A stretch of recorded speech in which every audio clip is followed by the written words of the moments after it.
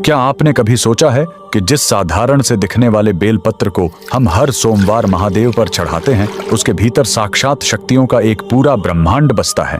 आखिर एक बेल के पत्तों में ऐसा क्या है कि उसे चढ़ाते ही महादेव का रौद्र रूप शांत हो जाता है? स्कंद पुराण में छिपा है वो रहस्य जो बताता है कि बेलपत्र कोई साधारण वनस्पति नहीं, बल्कि माता पार्वती के पसीने की बूंदों से जन्मा एक दिव्य कवच है। वीडियो के अंत तक बने रहना, क्योंकि आखिरी हिस्सा आपको बताएगा कि बेलपत्र के 3 पत्ते असल में किन 3 महाशक्तियों का प्रतीक हैं। इस अलौकिक गाथा का आरंभ होता है मंदराचल पर्वत से, जहां माता पार्वती कठिन तपस्या में लीन थीं। तप की अग्नि इतनी प्रचंड थी कि उनके मस्तक से पसीने की कुछ बूंदें धरती की कोख में जा गिरी। उन्हीं दिव्य बूंदों के अंश से एक अद्भुत वृक्ष उत्पन्न हुआ, जिसे स्वयं माता पार्वती ने बिल्व वृक्ष का नाम दिया। लेकिन रुकिए, इस वृक्ष की असल शक्ति इसके बाहरी रूप में नहीं, बल्कि इसके कण कण में बसे देवत्व में है। स्कंद पुराण के अनुसार बेल वृक्ष की जड़ों में स्वयं माता गिरिजा और राधा रानी का वास है। इसके तने में देवी महेश्वरी निवास करती हैं, तो इसकी शाखाओं में दक्षायणी की शक्ति बहती है।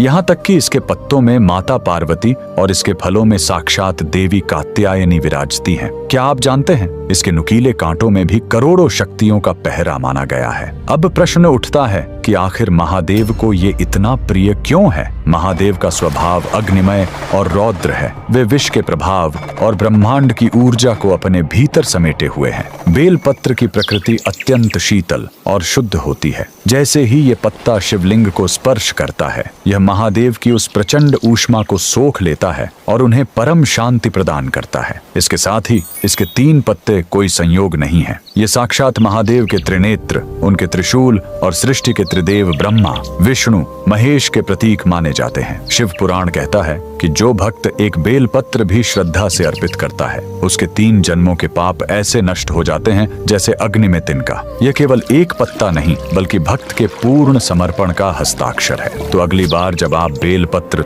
तोड़े या चढ़ाएं, तो याद रखें, आप प्रकृति का एक अंश नहीं, बल्कि साक्षात शक्ति का स्वरूप महादेव को सौंप रहे हैं। अगर आप भी महादेव की इस दिव्य शीतलता के भक्त हैं, तो कमेंट्स में हर हर महादेव जरूर लिखें।